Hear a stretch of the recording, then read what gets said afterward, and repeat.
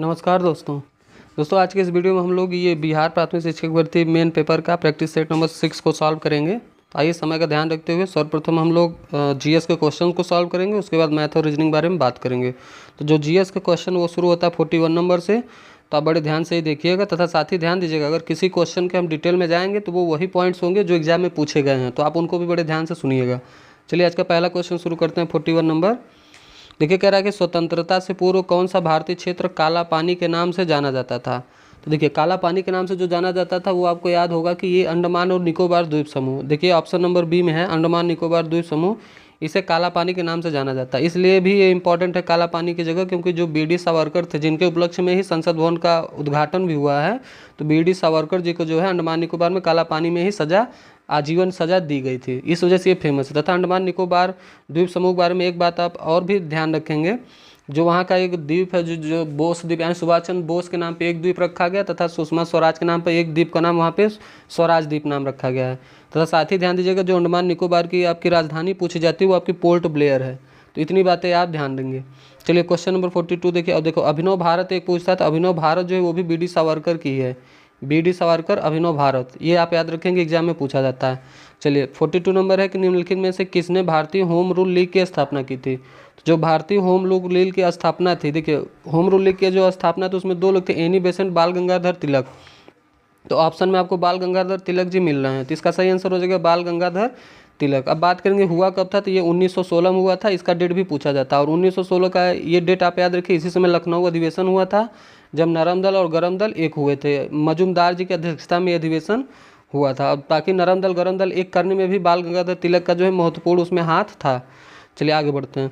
Option देखिए सुभाष चंद्र बोस भी है, मैंने बताया सुभाष चंद्र बोस, इन्होंने 1938 में जो है हरिपुरा अधिवेशन की अध्यक्षता की तथा 1939 में भी इन्होंने अध्यक्षता की, लेकिन गांधी जी नहीं चाहते थे, इस वजह से इन्होंने जो है त्यागपत्र भी दिया और उसके बाद ही इन्होंने जो है आपका कौन सा 1939 में फॉरवर्ड ब्लॉक की स्थापना भी सुभाष चंद्र बोस जी ने ही की थी।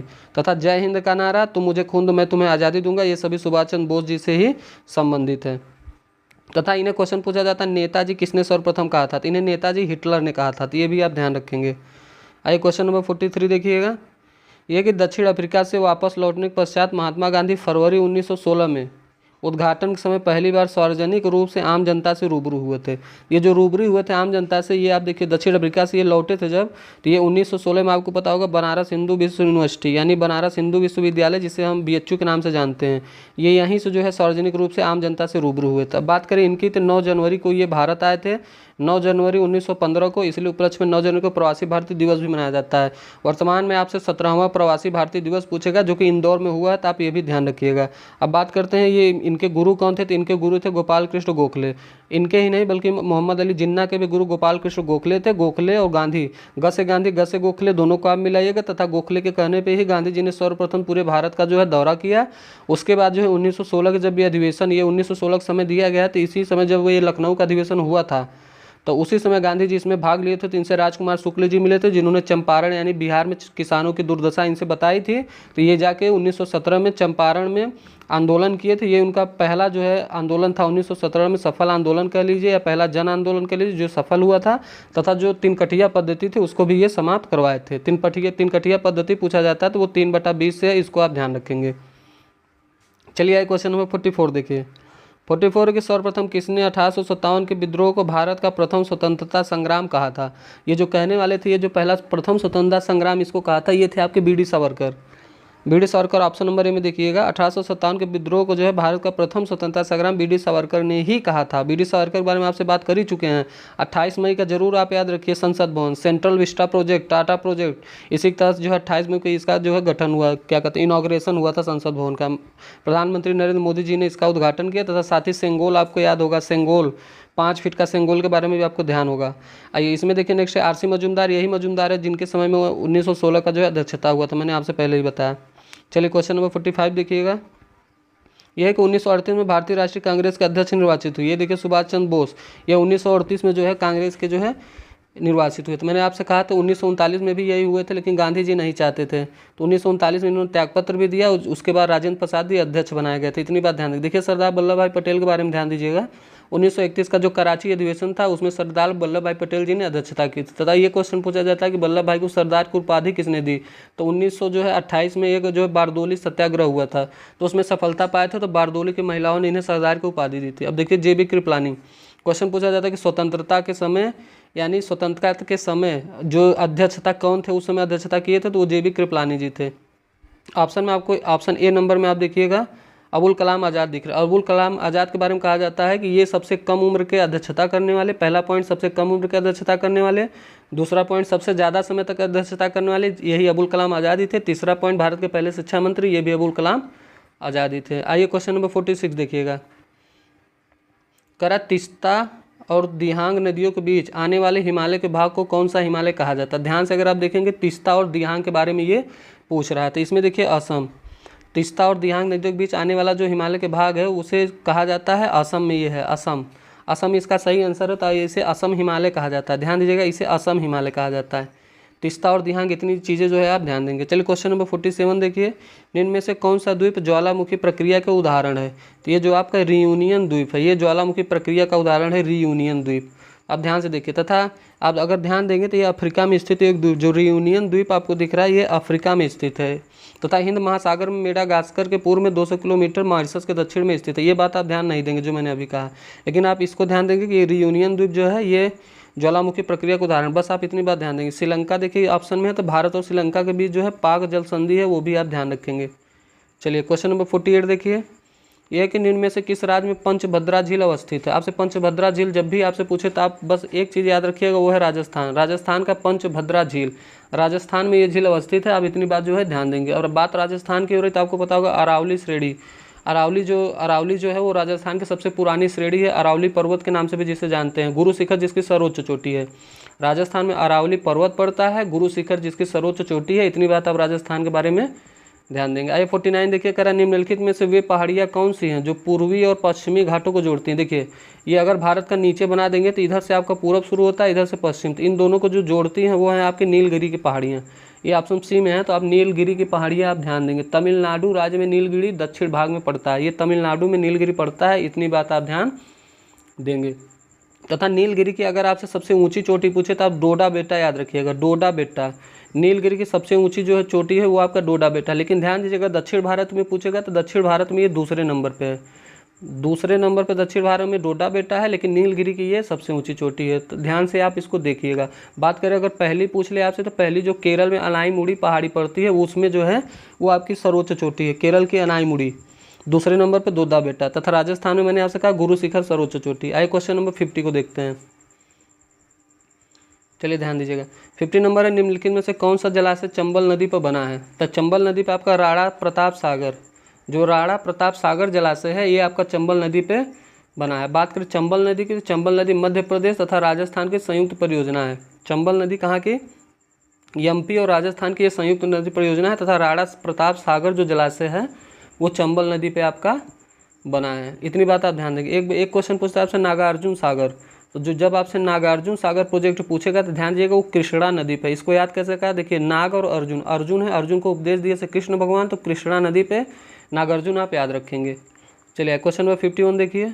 यह विश्व रक्तदान दिवस प्रतिवर्ष किस तिथि को मनाया जाता है। जो रक्तदान दिवस है वो 14 जून को मनाया जाता है, तथा 10 अगस्त को विश्व जय ईंधन दिवस भी मनाया जाता है, जिसे विश्व शेर दिवस भी 10 ही अगस्त को मनाया जाता है। ध्यान दीजिएगा 29 अगस्त डेट याद रखिए। 29 अगस्त को हम लोग राष्ट्रीय खेल दिवस मनाते हैं। आपको पता होगा मेजर ध्यानचंद की जयंती के उपलक्ष्य में 29 अगस्त को खेल दिवस मनाया जाता है। लेकिन जब आपसे 14 जून पूछे तो आपको रक्तदान दिवस याद रखना है। आपसे देखिए नया चला है जो बाघ दिवस भी पूछ लेता है कभी कभी, तो 10 अगस्त को आप ध्यान रखेंगे। 10 अगस्त को विश्व शेर दिवस आप मनाएंगे, बाघ दिवस नहीं शेर दिवस। 29 जुलाई को बाघ दिवस मनाया जाता है। 29 जुलाई को याद होगा आपका बाघ दिवस, तथा शेर दिवस कब मनाएगा, 10 अगस्त को। 29 जुलाई 10 अगस्त, जुलाई के बाद अगस्त आता है, तो आप ऐसे ध्यान दीजिएगा। 52 नंबर, किस भारतीय फिल्म ने जेनेवा में विश्व स्वास्थ्य संगठन के मुख्यालय में आयोजित चौथे वार्षिक health for all film festival में विशेष पुरस्कार जीता है। फिर से पढ़िए, थोड़ा जल्दी में हो गया, ध्यान दीजिएगा। किस भारतीय फिल्म ने जेनेवा में विश्व स्वास्थ्य संगठन के मुख्यालय में आयोजित चौथा वार्षिक health for all film festival में विशेष पुरस्कार जीता है। ये आप ध्यान देंगे तो ये है आपका A number, when climate change turns violent, when climate change turns violent, ये है आप ध्यान देंगे। आइए 53 नंबर देखिए। यह कि भारत का कौन सा राज्य अपनी जेलों का नाम बदलकर सुधार गृह करने की योजना बना रहा है। देखिए योजना बनी रही लेकिन क्वेश्चन बन गया। यह है उत्तर प्रदेश। उत्तर प्रदेश एक जिला एक उत्पाद, एक जिला एक खेल, ये सभी मामले में उत्तर प्रदेश आगे है। तो उसने क्या कहा कि अब आपको पता होगा जो काकोरी ट्रेन कांड हम लोग पहले करते थे, काकोरी कांड का नाम काकोरी एक्शन भी उत्तर प्रदेश ही ने किया था। उत्तर प्रदेश में बहुत सारे जिलों का नाम भी चेंज किया गया योगी महाराज जी द्वारा। तो आप ध्यान देखिए सुधार गृह उत्तर प्रदेश में बन रहा है। आइए 54 नंबर देखिए, यह है अंडर 17 एशियाई कुश्ती चैंपियनशिप 2023 में भारत ने कितने पदक जीते हैं। तो जब आपसे अंडर 17 एशियाई कुश्ती चैंपियनशिप पूछेगा तो आप बड़े ध्यान से इसका उत्तर आपको लगाना पड़ेगा, क्योंकि देखिए 4, 6, 7 कह रहा है। इसमें से कोई भी ऑप्शन में ऐसा नहीं है, क्योंकि भारत ने कुल 7 पदक जीता था, यानी इसका आंसर हो जाएगा ई। देखिए अंडर 17 में लास्ट में आपको 7 दिख रहा है, तो आप 7 देखिएगा। अंडर 17 की बात होगी तो यहीं से आप पकड़िएगा 7, ये 7 पदक जीता है। 55 निम्नलिखित में से किसे लंदन में सेंट्रल बैंकिंग अवार्ड 2023 में गवर्नर ऑफ द ईयर से सम्मानित किया गया। तो गवर्नर ऑफ द ईयर से आपको शक्तिकांत दास या रघुराम राजन आपको बताना है। तो governor of the year Shaktikanta Das ji को दिया गया है। ये बैंकिंग अवार्ड है, लंदन में दिया जाता है। चलिए ये क्वेश्चन देखिए, दमदार क्वेश्चन। बिहार के मानचित्र में चित्रित स्थान एक किस नदी के प्रवाह को दर्शाता है। एक स्थान मतलब देखिए इधर से है, एक नदी इधर से आती है, ऐसे आती है, ऐसे ऐसे से ऐसे कई नदियाँ, ये गंगा नदी है जिसमें आके मिलती हैं। तो आपको जो पहली नदी है वो आपको बताना कौन सा। तो इसकी शुरुआती होती है आपको पता होगा कहाँ से, गंडक से। तो जो पहली नदी वो आपकी गंडक है, तो इसको आप ध्यान दीजिएगा। गंडक, कर्मनाशा, घाघरा, बागमती। गंडक, कर्मनाशा, घाघरा, बागमती। गंडक, कर्मनाशा, आपका घाघरा और बागमती, इतनी नदियाँ जो है गंगा से मिलती है। बात करें गंडक की उद्गम अगर आपसे पूछ लेता है तो आप नेपाल हिमालय, माने नेपाली हिमालय से इसका उद्गम होता है। चलिए क्वेश्चन नंबर 57 देखिए, Nehru memorial museum and library society का नाम बदलकर क्या रखा गया है। तो जो Nehru memorial museum and library society का नाम है, इसको बदल के जो है आपका क्या कर दिया, प्रधानमंत्री संग्रहालय लाइब्रेरी सोसाइटी। देखिए प्रधानमंत्री संग्रहालय library society option number A में है। चलिए क्वेश्चन नंबर 58 देखिएगा, महिला प्रीमियर लीग 2023 में किस खिलाड़ी ने ऑरेंज कैप जीता है। देखिए महिला प्रीमियर लीग पहली बार हुआ, मुंबई इंडियंस ने जीता, ये भी आपको पता होगा। हरमनप्रीत उसकी कप्तान थी, हरमनप्रीत कप्तान थी। मुंबई इंडियंस ने पहली बार जीता, दिल्ली और मुंबई में फाइनल हुआ। अब बात करें, एक पूछा जाता ऑरेंज कैप और एक पूछा जाता है आपसे, एक ऑरेंज कैप होता है जो क्रिकेटर से संबंधित है, और एक आपसे बॉलर के लिए पर्पल कैप पूछा जाता है। तो सेम जैसे IPL मेंस वाला होता है ऐसे सारे तौर पे ये फीमेल ही है। तो जब आपसे ऑरेंज कैप पूछेगा तो आप नाम याद रखें, मेग लाइनिंग। देखिए ये मग है और मग में आपको पीना है ऑरेंज। ऑरेंज का जूस आप किस में लेके पियेंगे, मग में। तो ऐसे आप याद रखिएगा, ऑरेंज जूस मग में लेके आप पियेंगे। तो ये ऑरेंज कप मेग लाइनिंग हो गया। अगर आपसे मान लीजिए अगर आपसे पूछ लेता है कि ये बताइए कि पर्पल कैप किसने जीता था, हैली मैथ्यूज। ऑप्शन में है नहीं तो हैली मैथ्यूज, हैली पर्पल, ये से आप याद रखेंगे, इनको दिया गया। चलिए 59 नंबर क्वेश्चन है कि इंग्लिश ईस्ट इंडिया कंपनी ने जहांगीर के शासनकाल में भारत में पहला कारखाना कहाँ अवस्थित किया। देखिए जहांगीर के काल में जो हुआ था वो हुआ था सूरत में, लेकिन सूरत किसी भी ऑप्शन में नहीं है। यानी ईस्ट इंडिया कंपनी ने जहांगीर के शासनकाल में सूरत में पहला कारखाना खोजा था। चलिए 60 नंबर है, किस मुगल सम्राट के शासन के दौरान भारतीय मुगल चित्रों का जो है वो उद्गम हुआ था।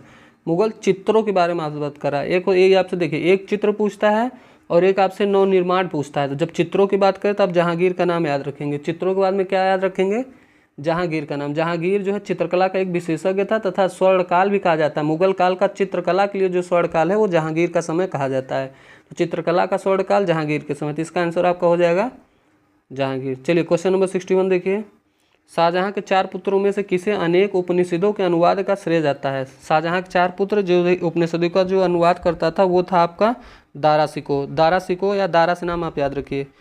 चलिए 62 है, किस तिथि को द्वितीय विश्व युद्ध शुरू हुआ। देखिए जब द्वितीय विश्व युद्ध शुरू की कहानी ऐसी थी कि पहले विश्व युद्ध में जर्मनी की हार हुई तो उसका शासक हिटलर बनता है। हिटलर इतना क्रूर था और इतना ज़्यादा मतलब ईगोबाज था कि उसने कहा कि नहीं मैं जर्मनी को नंबर 1 बनाऊंगा। वो इतना इमोशनली अटैचमेंट उसका रहता था लोगों के प्रति। उसने जो है उसने क्या किया, जर्मनी का क्या था, हिटलर शासक था, उसने पोलैंड पर आक्रमण कर दिया। जर्मनी का शासक पोलैंड पर आक्रमण किया तो द्वितीय विश्व युद्ध की उसी दिन से जो है शुरुआत हुई थी। इसकी आपसे अगर डेट पूछेगा, देखिए 1939 से 1945 में हुआ था, लेकिन देखिए कितना अच्छा क्वेश्चन, इसमें आपसे डेट भी दे दिया। तो ऑप्शन ए आप याद रखेंगे 3 सितंबर 1939। अब बात करें इस युद्ध के बारे में तो कुल 61 देशों ने इस युद्ध में भाग लिया था, इतना आप ध्यान देंगे। आइए आगे बढ़ते हैं। चलिए 63 नंबर देखिए, 63 सिंधु घाटी की सभ्यता इनमें से किसके साक्ष्य के कारण जो है आर्यपूर्व सभ्यता मानी जाती है। सिंधु घाटी की सभ्यता इनमें से किसके साक्ष्य के कारण आर्यपूर्व सभ्यता मानी जाती है। देखिए कला, तांबा, मृद कुम्हारी या मृद भांड जिसे कह रहे हैं तथा एक से अधिक इनमें से कोई नहीं। तो आप ध्यान दीजिएगा ये जो कुम्हारी और मृद भांड है, सिंधु घाटी की सभ्यता किसके साक्ष्य कर आर्यपूर्व, देखिए आर्यपूर्व सभ्यता जो है ये कुम्हारी मृद भांड के कारण ही इसको माना जाता है। अब बात करें सिंधु घाटी सभ्यता की जो प्रमुख विशेषता वो थी नगर निर्माण प्रणाली। सिंधु घाटी सभ्यता की प्रमुख विशेषता क्या थी? नगर निर्माण प्रणाली। आई क्वेश्चन नंबर 64 देखिए, सर टॉमस रो इंग्लैंड के राजा के दूत बनकर मुगल दरबार में गए थे, उन्हें इंग्लैंड के किस राजा ने भेजा था? तो सर टॉमस रो को जो है जेम्स फर्स्ट ने जो है इन्हें भेजा था। आई क्वेश्चन नंबर 65 देखिए, 65 है कि 1855 में कलकत्ता में पहली जूट मिल कहाँ लगाई गई थी? तो पहली जूट मिल जो वो रिसराम लगाई गई थी। कलकत्ता में पहली जूट मिल कहाँ लगाई गई थी? रिसराम लगाई गई थी। ध्यान दीजिएगा, भारतीय जूट निगम अगर आपसे पूछ लेता तो 1971 आप याद रखेंगे, 1971 जूट निगम की ये जो है स्थापना हुई थी। क्वेश्चन नंबर 66 देखिए, इनमें से कौन सा कथन जो है वो जैन धर्म और बौद्ध धर्म दोनों पर लागू होता है? तो जो लागू होता है आप देखेंगे उपयुक्त में से एक से अधिक। ऐसा क्यों कहा गया? इसलिए कि जैन धर्म की स्थापना जो ऋषभ देव ने की थी ये आपको पता होगा, और बौद्ध धर्म आप महात्मा बुद्ध को जानते हो, जिसे लाइट ऑफ एशिया भी कहा जाता है। कह रहा दोनों धर्म की शुरुआत क्षत्रिय जाति के द्वारा की गई, बिल्कुल सही। दोनों धर्म ने वेद के आधार पर स्वीकार किया, ये भी सही है। दोनों धर्म के पशु बलि की प्रथा विरोधी थे, ये भी सही। तीनों सही है, तो आप एक से अधिक इसका आंसर लगाएंगे। अब बात करें जैन धर्म के बारे में, आपको पता है महावीर स्वामी का आप नाम याद होगा। महावीर स्वामी ये जैन धर्म से संबंधित है। इनका जन्म आपसे पूछता है तो आप वैशाली याद रखेंगे। इनकी मृत्यु पूछता है तो आप कहाँ पावा? पावापुरी में, तो वैशाली पावापुरी याद रखेंगे। अब बात कर लीजिए आप किसकी? महात्मा बुद्ध की बात करेंगे तो इनका जन्म हुआ था लुम्बिनी नेपाल में, तथा इनकी मृत्यु कब हुई थी? वो हुई थी कहाँ हुई थी? कुशीनगर में हुई। कुशीनगर में 483 में मृत्यु हुई थी और इनका 563 में लुम्बिनी में इनका जन्म हुआ था, नेपाल की तराई लुम्बिनी नामक गाँव में। इतनी बात आप ध्यान रखेंगे। चलिए क्वेश्चन नंबर 67 देखिए, 67 है कि समुद्र तक पहुँचते पहुँचते नदी का प्रवाह धीमा हो जाता है तथा नदी अनेक धाराओं में विभाजित हो जाती है, तो जिनको कहा जाता है, क्या कहा जाता है? जब ऐसा कार्यक्रम होगा तो उसे वितरिका कहा जाता है। क्या कहा जाता है? वितरिका। आई 68 है कि निम्नलिखित में से कौन सा एक भारत में बाघ संरक्षित परियोजना के अंतर्गत नहीं है? दुधवा, कान्हा, चिल्का या इनमें से कोई नहीं। अब ध्यान दीजिएगा, ये जो चिल्का है ये बाघ संरक्षित परियोजना के अंतर्गत नहीं है। ये बाघ संरक्षित परियोजना के अंतर्गत नहीं, बल्कि दुधवा पूछे, कान्हा पूछे, जिम कार्बेट सभी बाघ संरक्षित परियोजना है। बात करें चिल्का की, ये भारत की पहली रामसर साइट है जो खारे पानी की झील है, ये उड़ीसा में है। तो इतनी बात आप ध्यान देंगे। आई क्वेश्चन नंबर 69 देखिए, यह निम्नलिखित देशांतरों में कौन सा भारत के प्रमाणिक मध्याह्न रेखा कहलाता है? देखिए इसमें दिया है 82.5 डिग्री, आपको पता होगा 82.5 डिग्री आप पूर्वी याद रखिएगा। 82.5 डिग्री पूर्वी मध्याह्न रेखा भारत की प्रमाणिक मध्याह्न रेखा। ये गुजरती कहाँ से? तो ये उत्तर प्रदेश के इलाहाबाद के नैनी से गुजरती है। कहाँ से गुजरती है? नैनी से। इतनी बात आप ध्यान रखेंगे। 70 नंबर है कि निम्नलिखित नदियों में से किसका उद्गम भारत में नहीं है? तो सिंधु, सतलज, ब्रह्मपुत्र आपको पता होगा तिब्बत से आती है। सिंधु आपका पाकिस्तान की जगह है। बात करें सतलज की, तो सतलज भी आपको पता हो कहाँ से? सतलज, सिंध, ब्रह्मपुत्र सभी भारत में नहीं है। ये भी जो है भारत से नहीं निकलती, बाकी कहाँ से निकलती इसके बारे में हम चर्चा करेंगे। ये सतलज नदी जो है वो तिब्बत यानी चीन के मानसरोवर से समीप से निकलती। चीन के मानसरोवर से जो है सतलज निकलती। ब्रह्मपुत्र जो है वो तिब्बत के चुंगमा युंगडुंग से निकलती है। अब सिंधु नदी के आपके बारे में बात कर ही दी है, तो सिंधु नदी ये आपको पाकिस्तान में निकलती है। तो कहने का ये मतलब है कि ये तीनों जो है उद्गम भारत में नहीं है। तो इसका आंसर आप क्या लगाएंगे? उपयुक्त में से कोई नहीं या उपयुक्त में से एक से अधिक? आप बताइए, एक से अधिक लगाना पड़ेगा। चलिए क्वेश्चन नंबर 71 देखिए, इनमें सबसे बड़ी पर्वत श्रृंखला कौन सी है? तो आपको पता होगा जो सबसे बड़ी पूछ रहा है, सबसे लंबी नहीं, आपसे सबसे बड़ी। देखिए लंबी में ऐसे होता है जो हिमालय है, बड़ी जो कि मान लीजिए यहाँ से शुरू हो ऐसे ऐसे ऐसे ऐसे यहाँ तक हो, तो ये हाइट में नहीं बल्कि लंबाई में पूछ रहा है। तो इसका आप ध्यान देंगे, जब भी आपसे लंबी पूछेगा, बड़ी पूछेगा, बड़ी, तो आप बड़ी से आप क्या याद रखेंगे? एंडीज याद रखेंगे। इतना बात आपको ध्यान देना होगा, नहीं आप एक नंबर गंवा देंगे। एंडीज पर्वत जो है विश्व की सबसे बड़ी पर्वत श्रृंखला है, ये बात आप ध्यान देंगे। इसका आंसर हो जाएगा आपका सी। चलिए, तथा एंडीज पर्वत की सबसे ऊंची चोटी भी पूछता है, तो ए से एंडीज, ए से एकांका गुहा, ए से एंडीज, ए से एकांका गुहा। एकांका गुहा और एंडीज इन दोनों को अपना याद रखेंगे। चलिए, लोकसभा का अधिवेशन में कम से कम कितनी बार बुलाया जाना चाहिए? तो देखिए कम से कम तो 2 बार तो बुलाया जाना चाहिए और अधिकतम 3 बार, इतनी आपको पता होनी। कम से कम 2 बार बुलाया जाना चाहिए। लोकसभा जो है इसे निम्न सदन कहते हैं तथा राज्यसभा को उच्च सदन भी कहते हैं। अब देखिए एक पूछता है आपका संयुक्त बैठक और आपका समवर्ती सूची, दोनों ऑस्ट्रेलिया से लिया गया तथा अनुच्छेद 85 याद रखेंगे। अनुच्छेद 85 में जो है संसद के 2 बैठक के बीच 6 माह से अधिक का अंतर नहीं होना चाहिए कहा गया है। कितना? अनुच्छेद 85 के बीच चलिए क्वेश्चन नंबर 23 देखिए, कौन सा विषय समवर्ती सूची में आपको बताना है। देखिए इनमें से कोई नहीं, ये पुलिस, कृषि, रक्षा, कोई भी जो है समवर्ती सूची। शिक्षा आपको पता होगा राज्य सूची में है, पुलिस आपको पता होगा ये भी राज्य में है, रक्षा आपको पता होगा ये आपका केंद्र में कर सकते हैं, कृषि आपका पता है केंद्र में कर सकते हैं। ये समवर्ती सूची ये ऐसी सूची होती है जिसमें राज्य और केंद्र दोनों का सहयोग हो। शिक्षा समवर्ती सूची में आता है, जीएसटी समवर्ती सूची में आता है, इन तीनों में से कोई भी नहीं। 74 है कि संविधान सभा की मांग को ब्रिटिश सरकार ने कब स्वीकार किया। संविधान सभा की जो मांग थी इनमें से 35, 39, 38 कोई भी नहीं है, क्योंकि जो संविधान सभा की मांग थी वो 1942 में स्वीकार किया गया था। 1942 में स्वीकार किया गया था। ऐसा कहा जाता है कि अगस्त प्रस्ताव, आप तो जानते होंगे कि 1940 में अगस्त प्रस्ताव आया था। अगस्त प्रस्ताव ने प्रथम बार माना कि भारत का संविधान भारतीयों द्वारा बनाया जाएगा। तो एक तरीके से 1940 का समय आप याद रखेंगे। 1942 में आपको पता है क्या हुआ था, क्रिप्स मिशन आया था। क्रिप्स मिशन जो भारत में आया था, इसे पोस्ट डेटेड चेक किसने कहा था, महात्मा गांधी जी ने इसे पोस्ट डेटेड चेक कहा था। इसमें 3 लोग थे आपको पता होगा, सर क्रिप्स थे, एबी अलेक्जेंडर थे, पैंथिक लॉरेंस थे। पैंथिक लॉरेंस इसकी अध्यक्षता किए थे।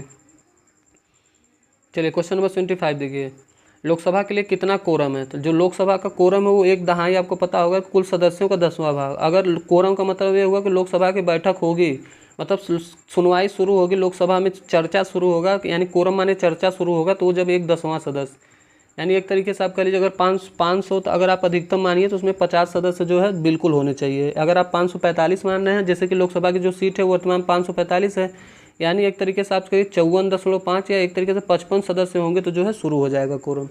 इतनी बात ध्यान। इसी तरीके से आप राज्यसभा का याद रखेंगे।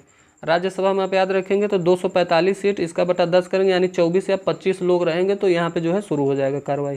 क्वेश्चन नंबर 27 देखिए, भारत में स्वतंत्र व्यापार क्षेत्रों की स्थापना की गई। ये जो स्वतंत्र व्यापार क्षेत्रों की स्थापना तो निर्यात उद्योगों के संवर्धन के लिए की गई। नेक्स्ट है कि इनमें से किसे वैज्ञानिक समाजवाद का श्रेय जाता है। तो जो वैज्ञानिक समाजवाद का श्रेय जाता है वो जाता है कार्ल मार्क्स को। वैज्ञानिक समाजवाद का श्रेय किसे जाता है, कार्ल मार्क्स को। एडम स्मिथ आपको पता होगा, अर्थशास्त्र पुस्तक लिखी थी एडम स्मिथ ने। आइए 29 देखिए, राष्ट्रीय प्रतिभूति न्यास लिमिटेड किससे संबंधित कार्य करता है। ये जो कार्य करता है वो आपका ऋण पत्र, जिसे डिबेंचर कहते हैं, इससे संबंधित कार्य करता है। अगला है बाजार मूल्य क्या होता है, तो ये अति अल्पकालीन मूल्य होता है, जिसे बाजार मूल्य कहते हैं। अति अल्पकालीन मूल्य को क्या कहते हैं, बाजार मूल्य।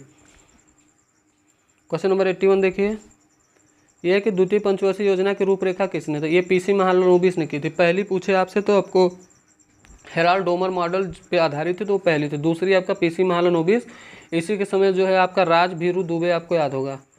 ये राजभीरू दुबे, राज का मतलब राउरकेला जर्मनी की सहायता से, द्वितीय पंचवर्षीय योजना में भीरू भिलाई रूस की सहायता से, तथा दुबे का मतलब दू से दुर्गापुरा, बे से ब्रिटेन, इन तीनों जो है ये दूसरी पंचवर्षीय योजना में।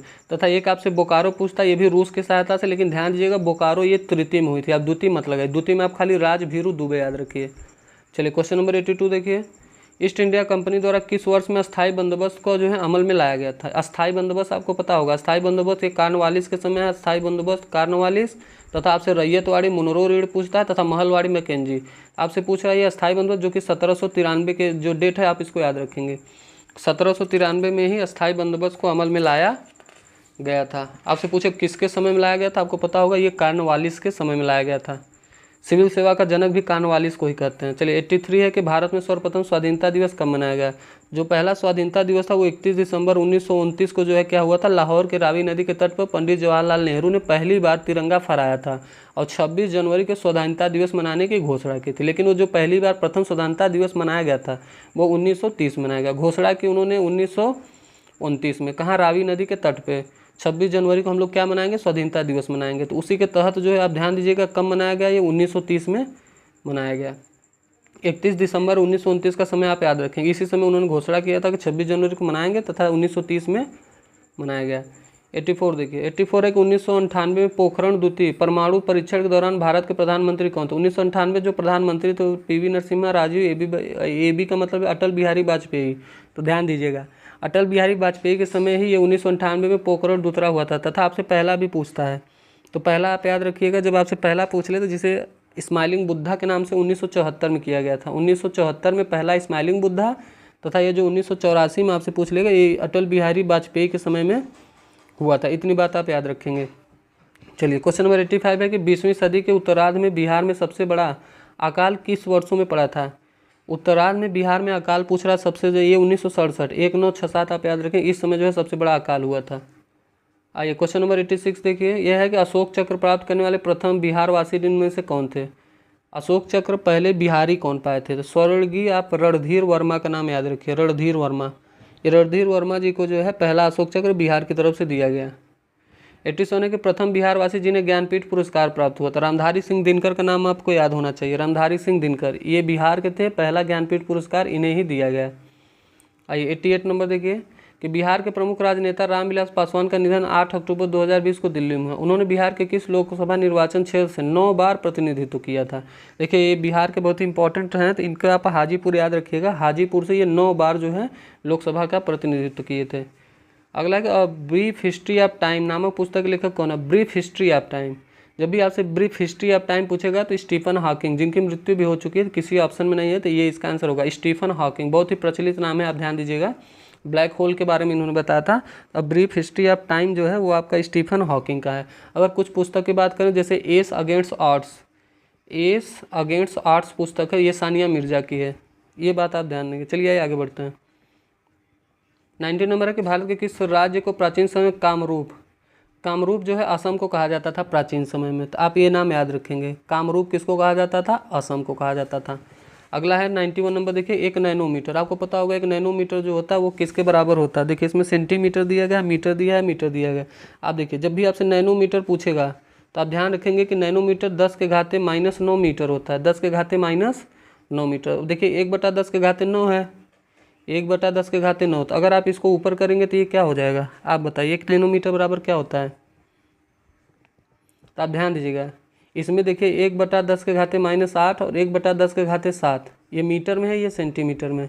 अगर आप ध्यान से देखेंगे तो जब इसको आप मीटर में सेंटीमीटर में बदलेंगे तो आपको क्या करना पड़ेगा, मीटर में सेंटीमीटर में बदलने के लिए आपको 100 से गुणा करना पड़ता है, तथा सेंटीमीटर को मीटर में बदलने के लिए आपको 100 से जो है भाग देना पड़ेगा। क्योंकि छोटे देखिए जब भी बड़े से छोटा में जाएगा, बड़े से जैसे मीटर से आप सेंटीमीटर में जाएंगे, तो जो ये बड़े से छोटा में जा रहा है तो आप बड़ा करने के लिए 100 से गुणा करना पड़ेगा। अब मान लीजिए आप सेंटीमीटर से मीटर में जाएंगे तो ये छोटा है, बड़ा होना है, तो इसे क्या करेंगे 100 से डिवाइड करना पड़ेगा। इस तरीके से अगर आप देखेंगे तो आप ध्यान दीजिएगा, नैनोमीटर बराबर 10⁻⁻9 मीटर भी होता है, तथा ये जो सेंटीमीटर में अगर आप देखेंगे तो 1/10�7 जो है सेंटीमीटर भी होता है। तो यानी इसका आंसर हो जाएगा उपयुक्त में से 1 से अधिक, ऑप्शन डी याद रखिएगा, क्योंकि सेंटीमीटर मीटर दोनों में आप देख लीजिएगा। आइए क्वेश्चन नंबर 92 देखिए, कौन सा फूल एक मादा प्रजनन अंग है। तो मादा प्रजनन अंग जो है वो होता है आपका गर्भकेसर। 93 निम्न में से कौन एक परजीवी पौधा है। जब भी आपसे परजीवी पौधा पूछे तो आप कुसकुट का नाम याद रखिएगा, कुसकुट, ये आपका एक परजीवी पौधा होता है। परजीवियों का अगर उदाहरण पूछे तो कवक, जीवाणु, विषाणु सभी जो है वो परजीवी का उदाहरण है। कवक, जीवाणु, विषाणु सभी परजीवी हैं। 94 देखिए, निम्नलिखित में से किसमें मृदुपेशी उत्तक होते हैं। तो जो मृदुपेशी उत्तक होते हैं वो आपके होते हैं किसमें, 1 और 2, यानी धमनी और पाचन तंत्र दोनों में मृदुपेशी उत्तक होते हैं। आइए क्वेश्चन नंबर 95 देखिए, ये इनमें से कौन सा अंग उत्सर्जन तंत्र से संबंधित नहीं है। जब भी आपसे उत्सर्जन तंत्र से पूछे नहीं संबंधित तो वह गुर्दे की धमनी, बाकी कोरोनरी धमनी, हेपेटिस सिरा, ये सभी जो उत्सर्जन तंत्र से संबंधित है। 96 निम्न में से किन तरंगों को संपीड़न और विरलन प्रतिक्रिया शामिल है। मतलब निम्न में से किन तरंगों में संपीड़न और विरलन प्रतिक्रिया जो है वो शामिल है, वो आपको बताना है। तो ये है आपका अनुदैर्घ्य तरंग, इसमें संपीड़न और विरलन दोनों शामिल है। चलिए 97 देखिए, कह रहा है नेट्रियम निम्न में से किसका लैटिन नाम है। जब भी आपसे नेट्रियम पूछेगा तो याद रखिएगा ये आपका सोडियम का लैटिन नाम, सोडियम नेट्रियम ये दोनों एक ही नाम है। 98 है, पौधों के विभिन्न अंग वनस्पति और जैविक अपशिष्ट क्या कहलाते हैं। पौधों के जो विभिन्न अंग हैं वनस्पतियाँ और जैविक अपशिष्ट ये कहलाते क्या हैं आपसे पूछे, तो याद रखिए इसे बायोमास कहते हैं, बायोमास। क्वेश्चन नंबर 99 देखिए, ये निम्न में से कौन सी घटना गुरुत्वाकर्षण बल का परिणाम नहीं है। आपसे नहीं पूछ रहा है, मतलब 3 है 1 नहीं है, तो फिर में से 1 से अधिक इसका सही आंसर। देखिए वर्षा का होना, बर्फ का गिरना, ग्रहों के चारों उपग्रह। देखिए वर्षा होता है तो गुरुत्वाकर्षण का कोई रोल नहीं है, बर्फ का गिरना भी गुरुत्वाकर्षण का कोई रोल नहीं है। तो इस तरीके से इसे 1 से अधिक इसका सही आंसर है। आइए 100 नंबर देखिए, प्रकृति में निम्न तत्वों में से कौन सा तत्व कभी भी मुक्त तत्व के रूप में नहीं पाया जाता है। जब इसकी बात करेंगे ये होगा इनमें से 1 से, क्योंकि सोना, चांदी, प्लेटिनम। देखिए मुक्त तत्व के रूप में जो है प्रकृति में जो मुक्त तत्व के रूप में पाए जाते हैं सभी सोना, प्लेटिनम, चांदी सभी पाए जाते हैं। इसमें कह रहा नहीं पाया जाता, तो इसमें से क्या होगा, कोई नहीं, क्योंकि सभी पाए जाते हैं। 101 नंबर है कि जड़ों की जल अवशोषित करने वाली अधिचर्मी कोशिकाओं में प्रायः लंबे रोमों जैसी संरचनाएं क्यों पाई जाती हैं। आपसे ये पूछ रहा है कि ऐसा क्यों है। ध्यान से क्वेश्चन पढ़िएगा तो इसका आप सही आंसर दे पाएंगे। तो ये है अवशोषण के लिए उपलब्ध सतह क्षेत्र में वृद्धि करने के लिए। जड़ों के जल अवशोषित करने वाली अधिचर्मी जो कोशिकाएं हैं ये प्राय लंबे रोमों जैसी इसीलिए होती हैं कि ये क्या करेंगे, अवशोषण के लिए उपलब्ध सतह क्षेत्र में वृद्धि करने के लिए। 102 देखिएगा, कह रहा है यकृत किसका कार्य करता है। जब का यकृत होता है वो कार्य करता किसका करता है, पित्तरस का स्राव, विटामिन का गुण या परिसंचरण का। जो यकृत होता है वो एक से, इसमें देखिएगा एक से अधिक, क्योंकि यकृत के कई सारे कार्य होते हैं। यकृत क्या करता है, पित्तरस का स्राव करता है, विटामिन और लिपिड का अपघटन कार्य करता है। तो इसमें से ये दोनों सही हैं, तो आप दोनों ध्यान दीजिएगा। 103 देखिए, मोटरसाइकिल दुर्घटना के दौरान हेलमेट किसको कम करने में सहायक होता है, आवेग, वेग, कार्यरत बल, या आपको बताना है इसमें से क्या। तो ये है आपका आवेग। आवेग को कम करने के लिए ही ये होता है। आवेग बराबर आपको बल गुणते समय अंतराल भी आपको पता होगा। आवेग बराबर बल गुणते समय अंतराल। आई क्वेश्चन नंबर 104 देखिए, 104 ध्यान दें, निम्नलिखित में से क्या स्वच्छ ईंधन का गुण है। तो ये है आपका प्रदूषण मुक्त। स्वच्छ ईंधन का गुण यही होता है कि वो प्रदूषण मुक्त होता है। 105 देखिए, करा आपने जल में रियो की पत्ती की एक अस्थायी स्लाइड तैयार की है। जब आप स्लाइड पर चीनी का प्रबल विलयन डालते हैं तो उसमें क्या परिवर्तन दिखाई देगा। जब आप ऐसा करेंगे तो देखिएगा तो कोशिकाएं जल का उत्सर्जन करेंगी, जिसकी वजह से कोशिका के अंदर मौजूद सामग्री सिकुड़ कर कोशिका भित्ति से दूर हो जाएगी, यही काम होगा। आइए क्वेश्चन नंबर 106 देखिए, यह निम्नलिखित में से कौन सा कोशिकांग केवल पशु कोशिका में पाया जाता है। ऐसा कौन सा कोशिकांग जो ये है आपका सेंट्रोसोम। सेंट्रोसोम जो है वो केवल पशु कोशिका में पाया जाता है। एक होता है पादप और एक होता है पशु। तो पशु में क्या पाया जाता है आपका सेंट्रोसोम। सेंट्रोसोम केवल किस में पाया जाता है, पशु कोशिका। चलिए, सेंट्रोसोम की खोज आपसे पूछे तो आप बोवेरी का नाम याद रखेंगे। बोवेरी 1888 में इन्होंने खोज किया था, बोवेरी। आई 107 देखिए, एक निम्नलिखित में से कौन से बांधों के निर्माण के लाभ है। बांध का निर्माण का लाभ आपको बताना है। तो जो लाभ होगा आप ध्यान दीजिएगा, तीसरा और चौथा, यानी विद्युत उत्पादन के लिए बांधों से निकलने जाने वाली नहरें जल को अधिक दूरी तक स्थानांतरित करने में सहायक, ये दोनों सही है। सिंचाई के लिए जल का संग्रहण, जल का असमान विवरण, ऐसा नहीं। बांधों का निर्माण इन्हीं दो में मुख्य है। पूछा इनमें से कुछ ही लोग लाभान्वित होंगे, ऐसा कुछ नहीं, सभी लाभान्वित होते। तो आप इसका सही आंसर जो है वो आपका बी हो जाएगा। 108 देखिएगा, करा कौन ध्वनि तरंग की आवृत्ति मापने की मानक इकाई है। जब ध्वनि तरंग की आवृत्ति मापने की जो मापक इकाई होती है वो एक से अधिक है। क्यों, ऐसा क्यों कहा गया, क्योंकि देखिए आवृत्ति को किस में नापा जाता है, हर्ट्ज में। आवृत्ति मापने की इकाई आपकी क्या, हर्ट्ज। तरंग दैर्घ्य को आप एंगस्ट्राम में नापा जाता है। पराध्वनिक ध्वनि को माइक में, ध्वनि तीव्रता को माइक्रोवाट में नापा जाता है। अगर आप ध्यान से देखेंगे तो ध्वनि की तरंग की आवृत्ति मापने की जो इकाई प्रति सेकेंड या हर्ट्ज है। इकाई प्रति सेकेंड यानी ऑप्शन ए और हर्ट्ज। ध्वनि तरंग की आवृत्ति आप ध्यान दीजिए, इकाई प्रति सेकंड जिसे हर्ट्ज कहा जाता है। तो ये दोनों ही सही है, यानी इसका आंसर हो जाएगा एक से अधिक। 109 नंबर देखिए, यह है पौधों में वाष्पोत्सर्जन के कुछ लाभों का उल्लेख नीचे दिया गया है। उस विकल्प का चयन कीजिए जो वाष्पोत्सर्जन से होने वाली हानि को दर्शाता है। तो आप ध्यान दीजिएगा, तो ये ऑप्शन सी देखिए, यह पौधों के मुरझाने का कारण बन सकता है, यही इसकी सबसे बड़ी हानि है, वाष्पोत्सर्जन का लाभ। चलिए 110 देखिए, यह कि पेरॉक्सी एसिटाइल नाइट्रेट, पैन क्या है। पेरॉक्सी एसिटाइल, पहले तो इसका आप फुल फॉर्म याद रखिएगा, उसके बाद पूछ रहा है ये है क्या। तो आप ध्यान दीजिएगा, ये होता है आपका द्वितीयक प्रदूषक। क्या होता है, ये एक प्रकार का द्वितीयक प्रदूषक होता है, द्वितीयक प्रदूषक। ये विटामिन के बारे में ध्यान रखिए, इसकी खोज किसने की थी, फंक ने की थी। तथा इसमें एक जल में घुलनशील आपका BC होता है, उसके बाद एडेक होता है जो वसा में घुलनशील है।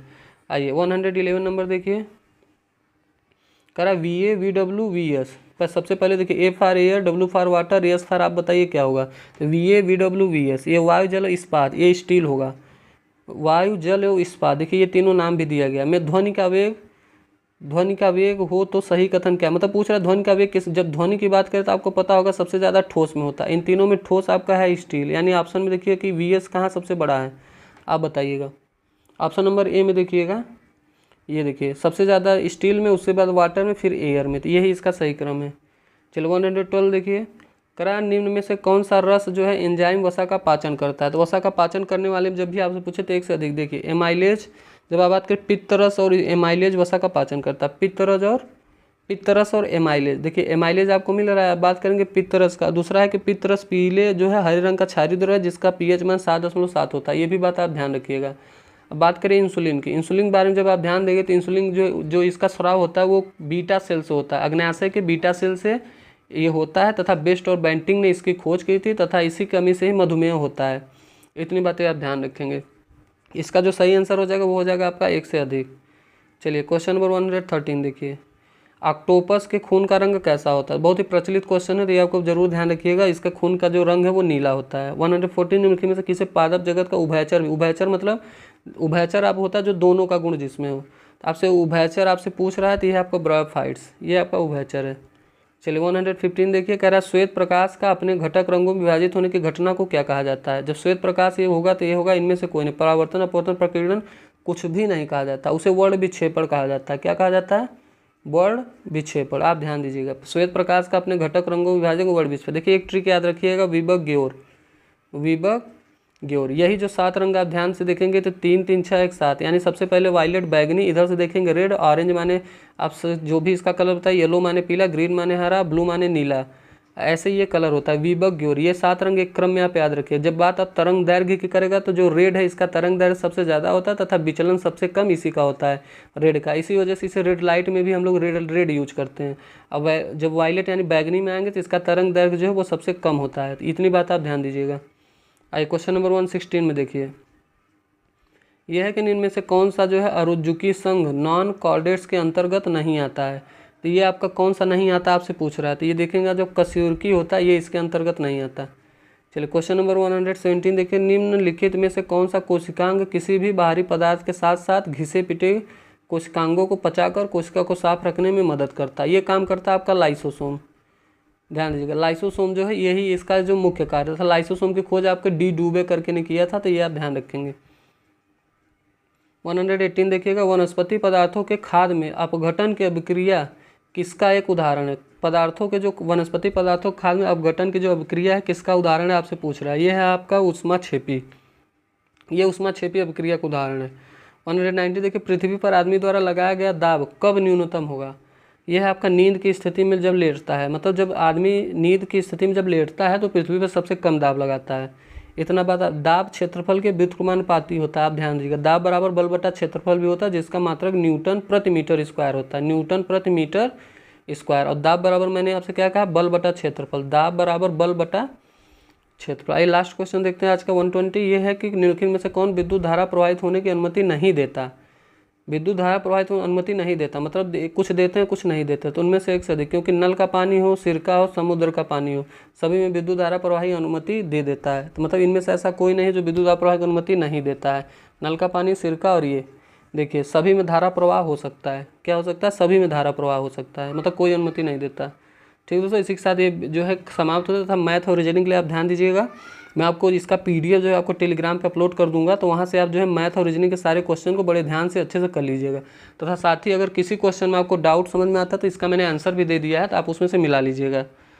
तथा इसके बाकी के सभी जो प्रैक्टिस सेट है वो आपको एक क्रम में मिल जाएंगे, आपका प्लेलिस्ट बना हुआ है। इसके साथ ही साथ आप ध्यान दीजिएगा, एडुटेरिया का सभी प्रैक्टिस सेट हम लोग ऑलरेडी समाप्त कर चुके हैं, तथा हम लोग एडुटेरिया बिहार तथा संग्रह भी लेके चल रहे हैं जिसमें बिहार का रिवीजन कर रहे हैं, तो आप उसका भी प्लेलिस्ट है, तो आप उसको भी बड़े ध्यान से देख लीजिएगा। तो ठीक है दोस्तों, आप तैयारी बनाए रखिए। समय बहुत कम है, जो बहुत कम समय है वो उनके लिए कम है जिन्होंने तैयारी नहीं की है। आपने बहुत तैयारी की है तो आपके लिए इतना समय ही पर्याप्त है। तो इसी के साथ वीडियो समाप्त करते हैं दोस्तों। धन्यवाद। तैयारी बनाए रखिए, जब तक तोड़ना नहीं तब तक छोड़ना नहीं है। धन्यवाद दोस्तों, जय हिंद।